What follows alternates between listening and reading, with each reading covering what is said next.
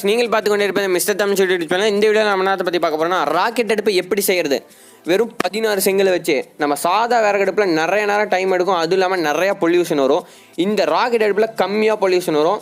கொஞ்சமாக விறகு போட்டாலே போதும். வாங்க அதை எப்படி செய்யுதுன்னு பார்க்கலாம். ஃபஸ்ட்டு நல்லா சமமான படுத்திக்கங்க. நான் வச்சு அடுக்கிற மாதிரி அடிக்கிக்காங்க. அப்படி உங்களுக்கு புரியலனா நீங்கள் ஸ்க்ரீன்ஷாட் கூட எடுத்துக்கலாம். நான் அடுக்கிற மாதிரி வச்சு அடிக்கிக்காங்க. அடுக்கி முடிச்சதுக்கப்புறம் நான் அடுக்கிற மாதிரி நீங்கள் பார்த்து வீடியோ பார்த்து அடுக்கிக்காங்க. சரிங்களா? நம்ம சாதா விறகடுப்புக்கும் இந்த ராக்கெட் அடுப்புக்கும் என்ன வித்தியாசம்னா, நம்ம சாதா விறகடுப்பில் நிறைய விறகு போடுவோம், நிறையா புகை வரும், கொஞ்சம் ரொம்ப டைம் எடுக்கும் நம்ம தண்ணி காய வைக்கிறதுக்கெல்லாம். மறக்காமல் உங்கள் வீட்டில் நீங்கள் தண்ணி காய வைக்கிறீங்க அப்படின்னா இந்த ராக்கெட் ஸ்டவ்வை நீங்கள் யூஸ் பண்ணி பாருங்கள் எப்படி இருக்குன்னு. அதுக்கப்புறம் நீங்கள் கீழே கமெண்ட் பண்ணுங்கள்.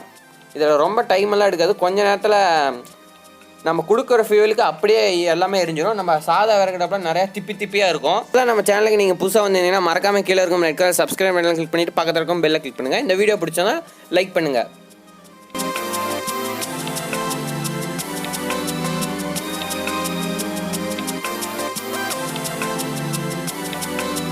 அவ்வளோதான், நம்ம ராக்கெட்டு அடுப்பை ஃபுல்லாக ரெடி பண்ணி முடிச்சாச்சு. இப்போ கீழே விறகு வைக்கிறதுக்கும் முன்னாடி ஒரு செங்கல் வச்சுருங்க. அவ்வளோதான், நம்ம ராக்கெட் அடுப்பு இப்போ ஃபுல்லாக ரெடியாகி முடிச்சிருச்சு. இப்போ உங்களுக்கு ஃபுல் வியூ காட்டுறோம், எப்படி இருக்குன்னு பாருங்கள் நீங்களே.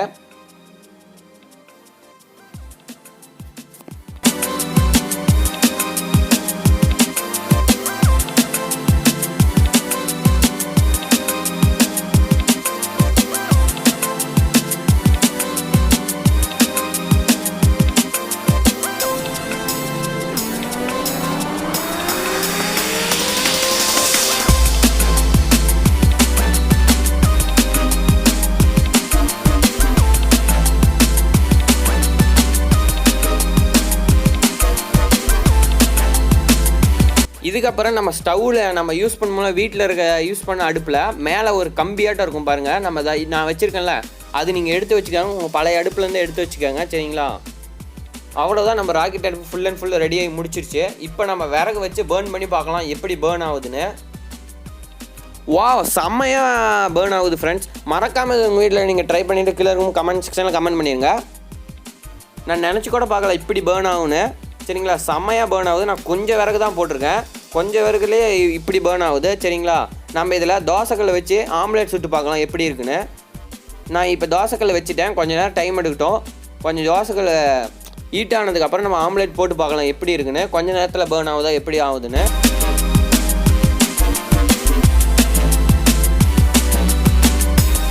இப்போ நம்ம ஆம்லேட் போட்டு பார்க்கலாம் எப்படி இருக்குன்னு.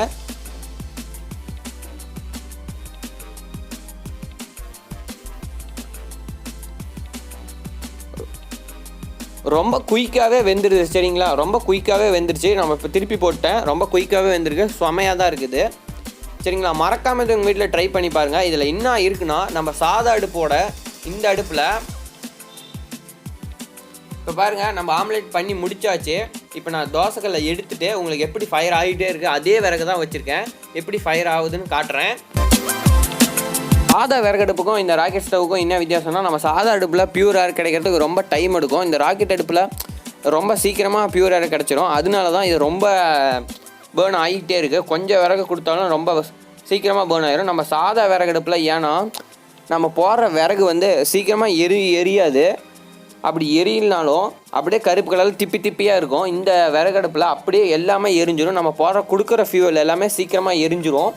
குயிக்காக நம்மளுக்கு சமையல் பண்ணுறதா இருந்தாலும் பரவாயில்ல, தண்ணி காய வைக்கிறதுனாலும் குயிக்காக ஆயிரும். நான் பாருங்கள், முன்ன போட்ட விறகுலேயே தான் இன்னும் எரிஞ்சிட்ருக்கு. பாருங்கள், நீங்கள் காட்டுறப்ப பாருங்கள், முன்ன போட்ட எவ்வளோ விறகோ அதே விறகுல தான் நான் ஆம்லேட்டு சுட்டுட்டேன். இன்னும் உங்களுக்கு வீடியோ காட்டிகிட்டே இருக்கேன், எரிஞ்சிட்டே இருக்குது. நம்ம கொஞ்சம் விறகு போட்டாலும் ரொம்ப நேரம் எரியுது.